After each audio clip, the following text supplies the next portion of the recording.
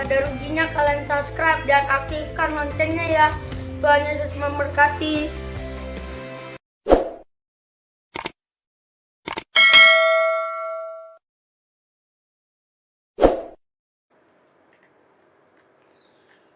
Selamat jumpa lagi di dalam channel kami.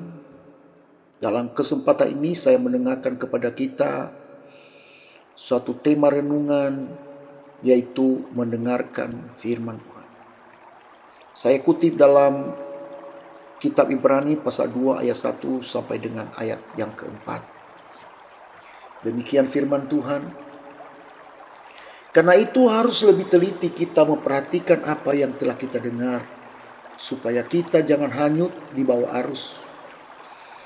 Sebab kalau firman yang dikatakan dengan perantaran malaikat-malaikat tetap berlaku, dan setiap pelanggaran dan ketidaktaatan mendapat balasan yang setimpal, bagaimanakah kita akan luput jikalau kita menyia-nyiakan keselamatan yang sebesar itu, yang mula-mula diberitakan oleh Tuhan dan oleh mereka yang mendengar kepada kita dengan cara yang dapat dipercayai. Sedangkan Allah meneguhkan kesaksian mereka oleh tanda-tanda dan mujizat-mujizat dan oleh berbagai-bagai pernyataan kekuasaan dan karunia Roh Kudus yang dibagi-bagikannya menurut kehendaknya. Perenungan firman Tuhan yang sudah kita baca tadi menegaskan kita untuk kita lebih teliti dalam mendengarkan. Lalu apa yang hendaknya kita dengarkan? Dalam konteks firman ini, yang kita dengar adalah firman Tuhan dengan sungguh-sungguh dan teliti. Mengapa firman Tuhan itu patut kita dengarkan dengan teliti? Ada beberapa alasan. Pertama, karena Tuhan kita adalah Tuhan yang suka berbicara. Sehingga sudah sepantasnya lah kita sebagai anak Tuhan memiliki kebiasaan senang mendengarkan suara Tuhan. Dalam kehidupan sehari-hari ketika seorang sedang bicara, dia menginginkan agar teman bicaranya mendengarkan perkataannya. Pernahkah kita bicara dengan orang lain kemudian tidak didengarkan? Bagaimana perasaan kita? Nah, Tuhan akan senang jika juga anak-anaknya senang mendengarkan firman Tuhan. Alasan yang kedua adalah karena firman Tuhan memiliki kekuatan yang luar biasa. Dalam kitab Ibrani pasal 4 ayat 12 dikatakan di sana bahwa firman Allah hidup dan kuat. Menjadikannya penting bagi kita untuk serius terhadap firman Tuhan. Sebab melalui firman Tuhan orang percaya dapat dikuatkan.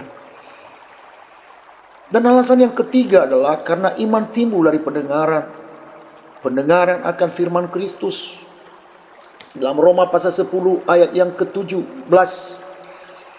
Jelas di sana dikatakan bahwa melalui kita mendengarkan, iman akan timbul. Apa yang kita dengarkan yaitu firman Kristus. Sering-seringlah kita mendengarkan firman dan bukan perkataan-perkataan orang di luar sana. Sebab melalui firman Tuhan, iman kita dapat dibangun.